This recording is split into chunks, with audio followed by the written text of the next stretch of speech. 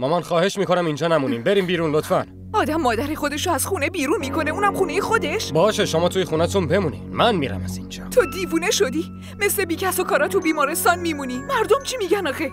لازم نکرده به فکر من باشین، توی بیمارستان میمونم. فؤاد، من به اونا هیچی نگفتم پسرم، اونا دارن دروغ میگن بهت. تازه وقتی میان خواستگاری از کل محل تحقیق میکنن آخه.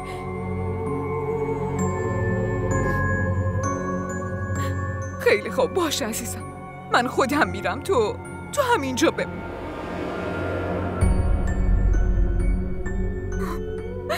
فؤاد جان پسرم، من چطوری بدون تو زندگی کنم آخه؟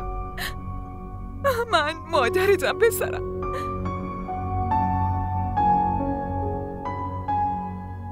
همونطوری که من بدون کارن زندگی میکنم.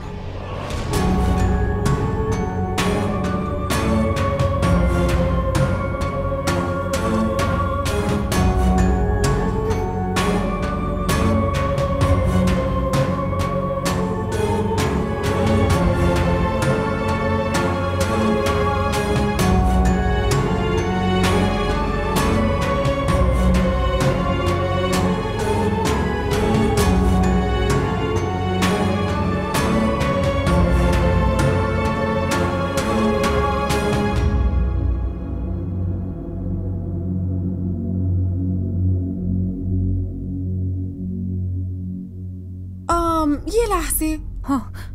شما مستاجر جدیدین؟ بله بله. ما خونه پشتتونیم، همسایتون هستیم. هر چیزی لازم داشتین حتما به همون بگین. ما هنوز کامل نیومدیم این خونه دخترم، الان فقط پسرم اینجا میمونه. وسایلمون هنوز تو خونه یه قبلیمون مونده. آهان، ما 2 خواهریم، من خواهر کوچیک جهانارام و خواهر بزرگم عالم‌آراست. ما 2 مشکلات معنوی آدما رو درمان میکنیم. که اینطور. شما هر مشکلی داشتین به همون بگین.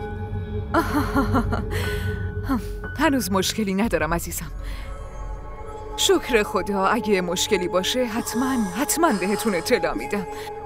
الانم باید برم، دیرم شده دیگه. باشه، خداحافظ. خداحافظ شما.